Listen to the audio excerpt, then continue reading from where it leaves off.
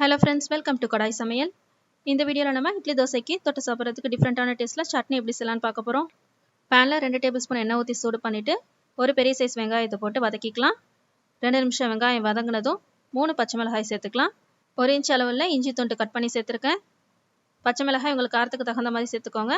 இஞ்சி சேர்த்திருக்கிறதுனால நமக்கு இந்த சட்னில நல்லா காரம் இருக்கும். 3 ல இருந்து 4 நிமிஷம் போல வெங்காயத்தை நல்லா வதக்கிட்டு இதெல்லாம் ஒரு மீடியம் சைஸ் தக்காளியை கட் பண்ணிட்டு சேர்த்துடலாம். தக்காளியை சேர்த்துட்டு 2 நிமிஷம் போல நல்லா வதக்கிக்கோங்க. தக்காளி ரொம்ப வதங்கணுங்கிற அவசியம் இல்லை, இந்த அளவுக்கு வதங்கினாலே போதும். இதில் 1.5 டேபிள்ஸ்பூன் அளவுக்கு பொட்டுக்கடலை சேர்த்துக்கலாம். பொட்டுக்கடலையும் சேர்த்துட்டு 2 நிமிஷம் நல்லா வதக்கிக்கோங்க.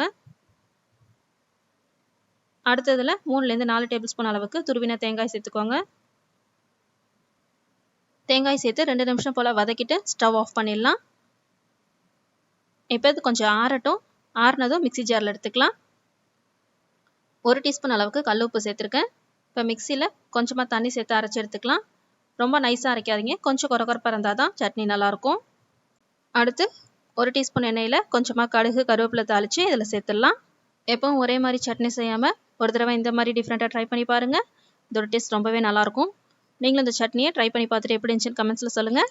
இந்த வீடியோ உங்களுக்கு பிடிச்சிருந்தா கண்டிப்பாக லைக் பண்ணுங்கள், ஷேர் பண்ணுங்கள். எங்களோட வீடியோஸ்லாம் தொடர்ந்து பார்க்குறதுக்கு மறக்காமல் சேனலை சப்ஸ்கிரைப் பண்ணுங்கள். தேங்க்யூ.